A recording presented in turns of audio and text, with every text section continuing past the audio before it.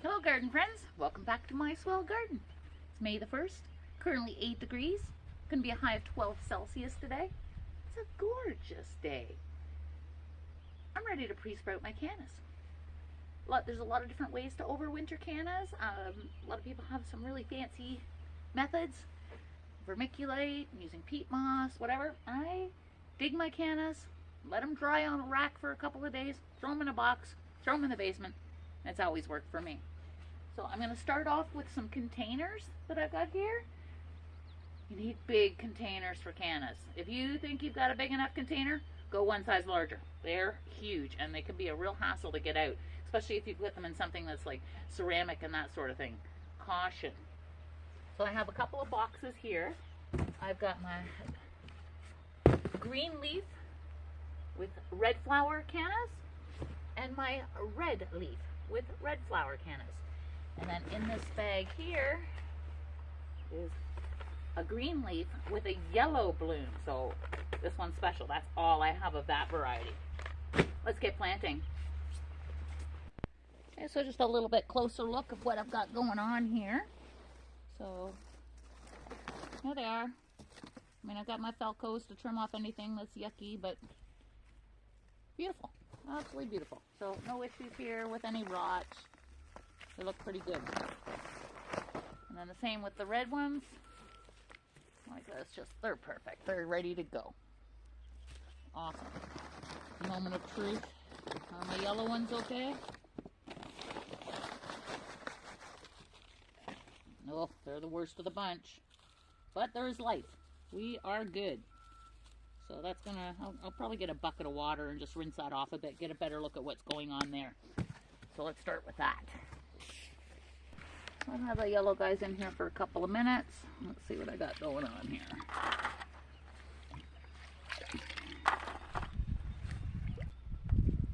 They're not squishy or anything, so that's a good sign. Yeah, so that's a good piece right there. Beautiful. Looks good too. This piece is really nice. That's good. And this is good as well. That, I don't know what I'm going to do. I don't want to ditch it because they can surprise you. But I'll probably put it in something. We'll see. These guys are definitely worthy of potting. Yeah, there's lots of good life in here. So I think I'll take all these little ones that are iffy and put them in a pot. See what happens. Alright, good to go. This is my own compost mixed with my native soil being sand and clay. I produce quite a lot of my own material to grow in with just 2 small of those standard black composters. It's incredible how much I produce. So you don't have to have a big operation to make it count, that's for sure. Okay, I think that's probably good. So I've got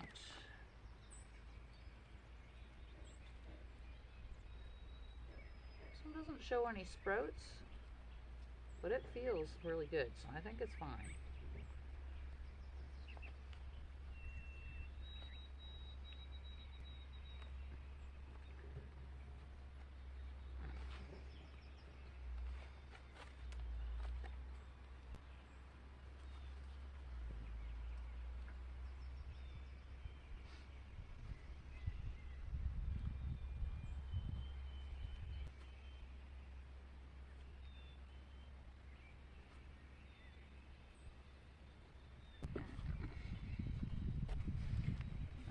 Need a marker to distinguish those on my yellow ones.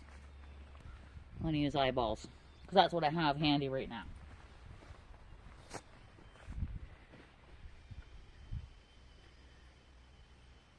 And then I think I'll put the rest of the yellow ones in this pot here.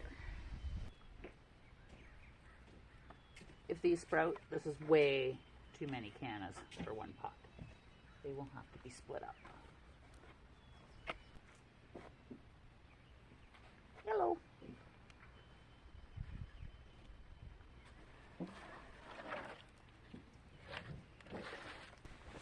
Now, next up, I'm going to do 4 of these pots with my finest looking green leaf cannas.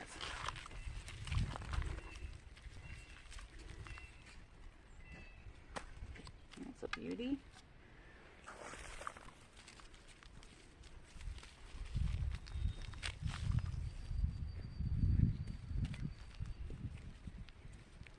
Bad.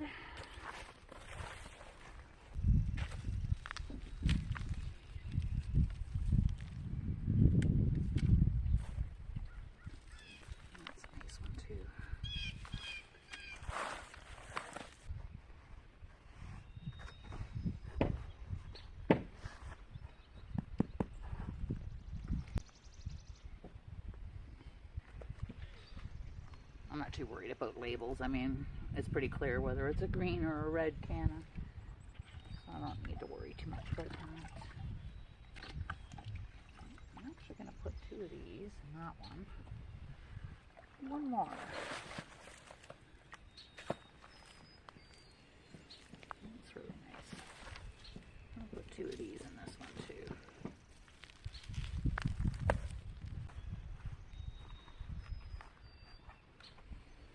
I don't do a lot of containers. I just don't like the maintenance of watering. But you gotta have some, right? Awesome. Okay, so I've got my 4 greens. The rest, I'll show you what I'm gonna do.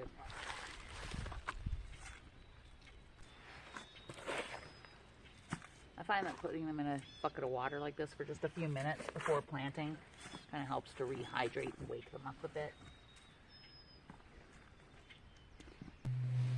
Okay, so for the rest of these babies, they're going in this box. So this is inside my garden shed, so they'll be protected from freezing temperatures. Get lots of morning sun coming through the window, so hopefully that's enough. My original plan is I have a big roll-away cart. I was going to roll it in and out.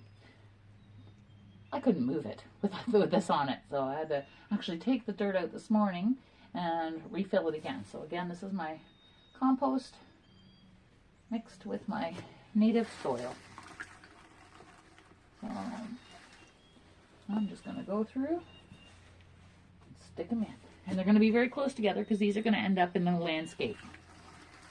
I like to have little cannas here and there all over the place. I really like them. I normally would pre-sprout indoors in the sunroom. Space is an issue. And like, you can't get any wimpier than cannas and dahlias and stuff as far as cold temperatures go. So I'm hoping that by starting them in here, they'll be a little better acclimated to the cooler temperatures right from the get-go. And I'll have some tougher cannas. Wish me luck. Anytime I see anything that looks like yucky like this, the rotting or totally dried out, I'll just pull that off. So you can see when you're planting them kind of where the roots from last year were. You want that root side down there, pointy tips going up.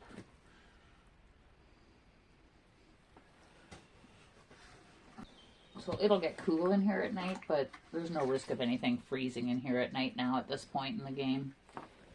And even if we did get into a ridiculous cold snap again, I could very easily light a fire to make sure that they're safe overnight. I have a funny feeling that I am not going to have much room for my red ones here. This is filling up pretty quick. So I'm just lightly nestling these in, and then I'll just top dress it, the box, with a little bit extra compost.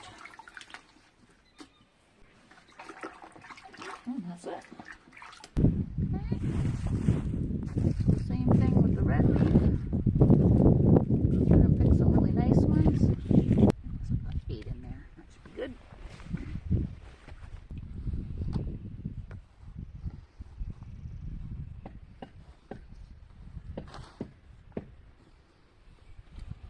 I will add some stuff around these later.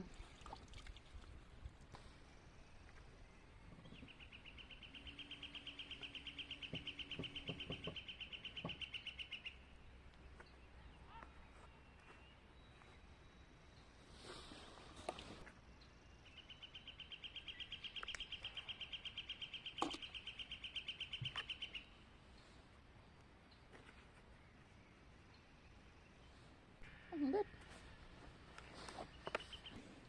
So apparently I forgot to push record doing the red portion, but you get the gist of it anyway. So this box is now completely full with cannas. Now what the heck am I going to do with the rest of the red ones? This is the question. I opted to do another box. So there I have another box of the red leaf cannas, ready to sprout. Okay, so this is basically my compost system here. I just have these two bins, but I produce a ton of stuff. So I've got over on this side here, that's all wood ash. So I will use that as needed for different things that like that acidic soil. It's surprising that I actually have that much. We didn't have near as much ice to deal with this year in the driveway and stuff. Normally I would hardly have any at all.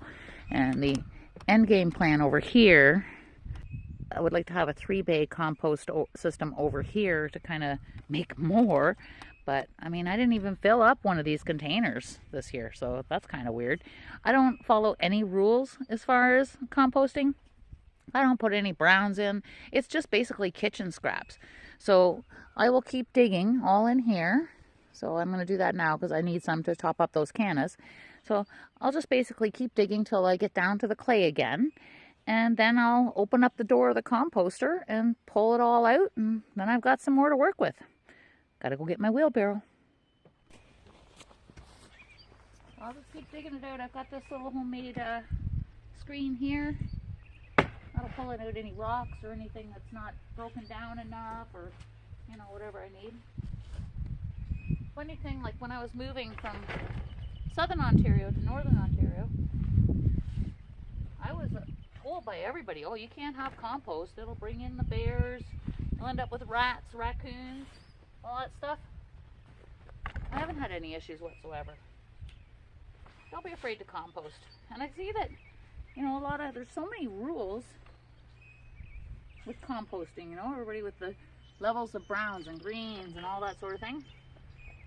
You know what? Make something. Every little bit helps. Look, see, I'm getting down to the clay now. So, it won't be long and I'm going to have to pull out some more. But hopefully I can get through my needs today with what I've got.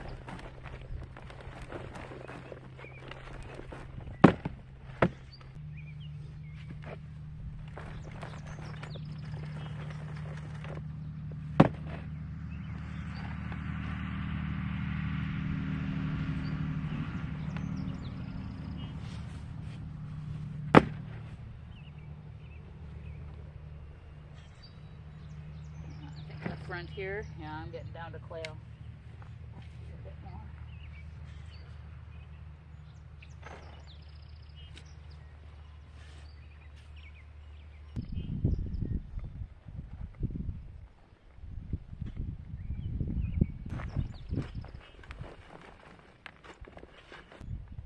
A worm. So my first year here, I didn't see any worms, like none. Second year, quite a few. I do a lot of wood chip mulch on everything, and as that's been breaking down over the last couple of years, now pretty much anywhere I work, I'm finding worms, I'm finding toads. It's wonderful. It takes time. Everything takes time.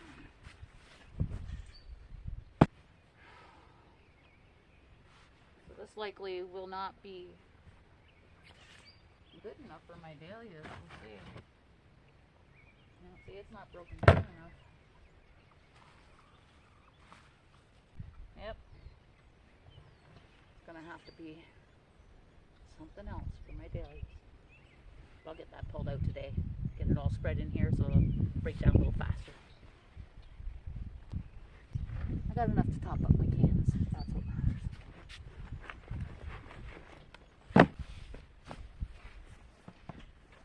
go.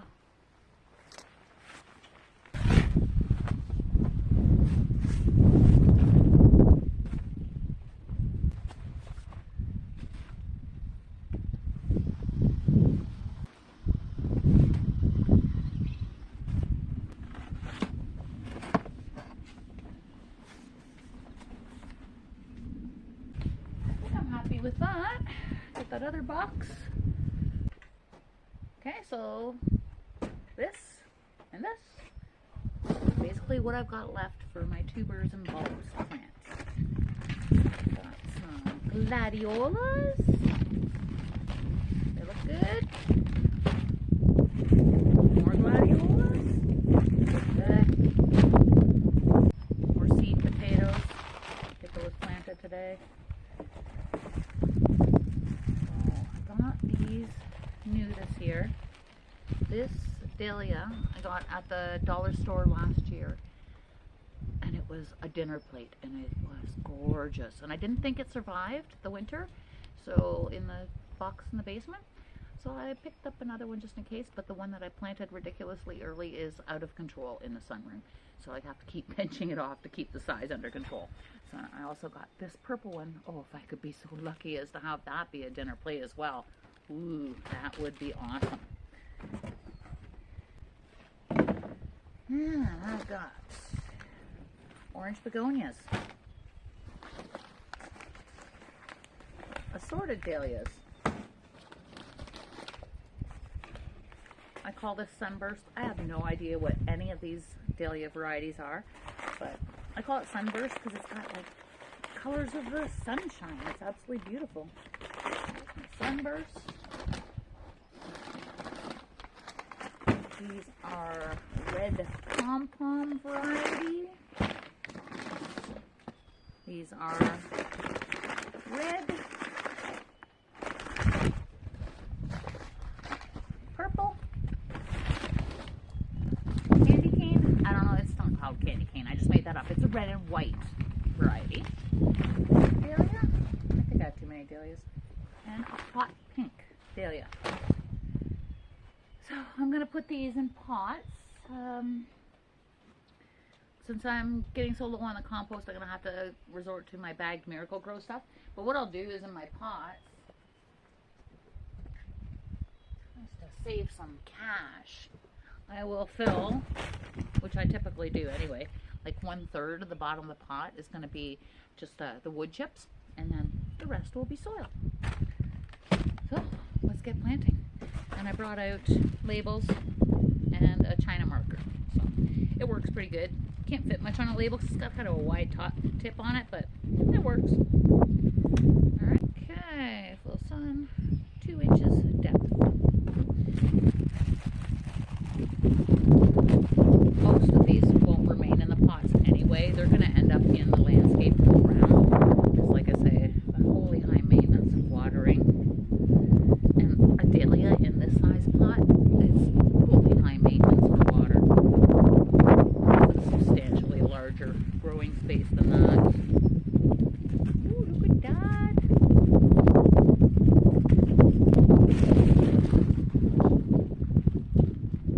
I don't have pockets now that I switched into my snow pants.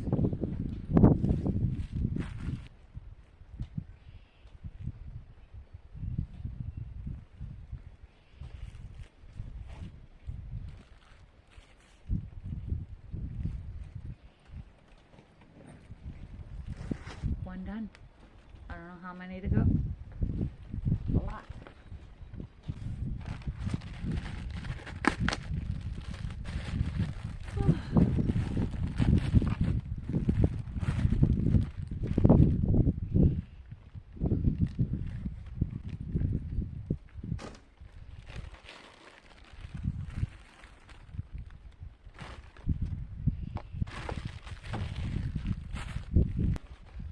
I did not do a label on my purple. I had this year to put my dahlias away in an organized fashion. Normally I just toss them all in one box together because I don't really care what color. I love them all. This year I was good. I actually sorted it out. I don't have much pink, so let's do that one next.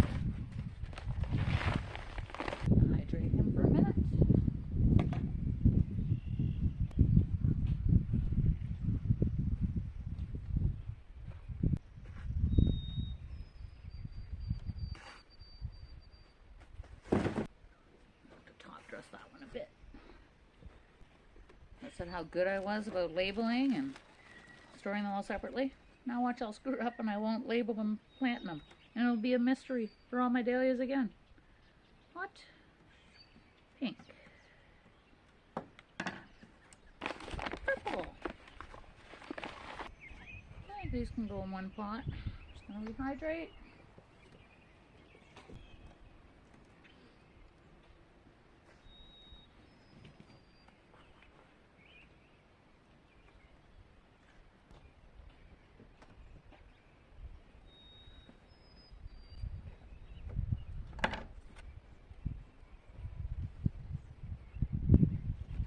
I'm going to pause while I prep more pots, because I'm going to need quite a few more pots.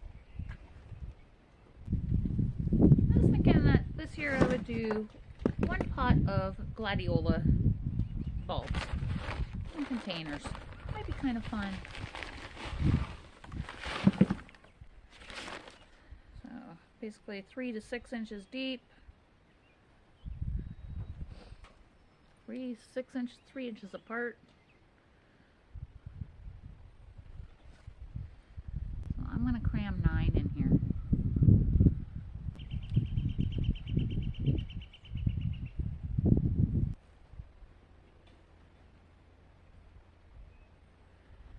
And I'm going to save the rest. I'll do those another day. So I'm thinking I want a succession plant for Gladiolus this year. Should we go with them along? Well, hello again. It's May the 2nd. I got rained out yesterday, so I didn't get to continue with my cannas and dahlias. So I prepped up 10 pots here, and I've got 2 of each of my remaining varieties of dahlias. So I'll show you what I've got on the go here, kind of what's happening. I've got probably 30, maybe 40 more to do, but you don't need to watch that. They'll be in smaller pots just to get them going. So let me show you what we got here. So as you can see, like for instance, I'll show you like this one here, this one here. I could split this up and make it probably 10 dahlia plants easily. I'm not going to bother. I have tons of dahlias. I'm just going to go with it the way it is. All right, so I've got 2 of the candy cane, 2 of the red pom-pom, 2 of the sunburst. Again, these names are not the right names, it's just what I call them. 2 of just a beautiful red. Oh, and 2 surprise.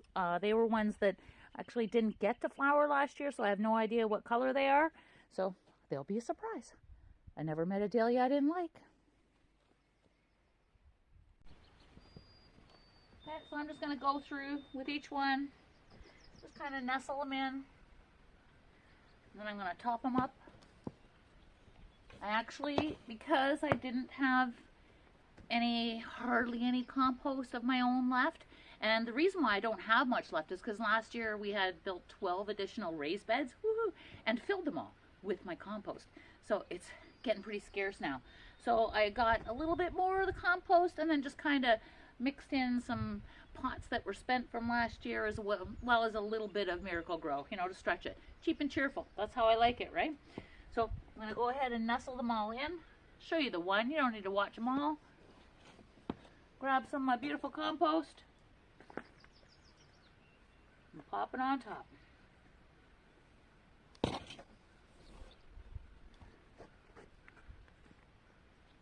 And I'm going to give them a good water in. Stick them in my garden shed where they're safe from the cold and the frost.